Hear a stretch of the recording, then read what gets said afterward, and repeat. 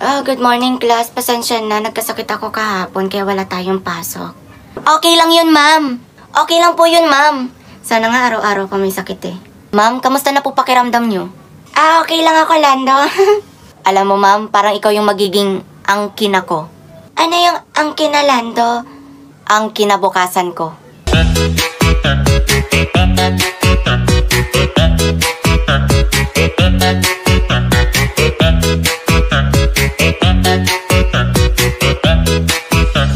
Napakalandi talaga nitong teacher na to. Alam mo, Rowena, napaka-inggitera mo talaga. Palibasa wala nagkakagusto sa'yo.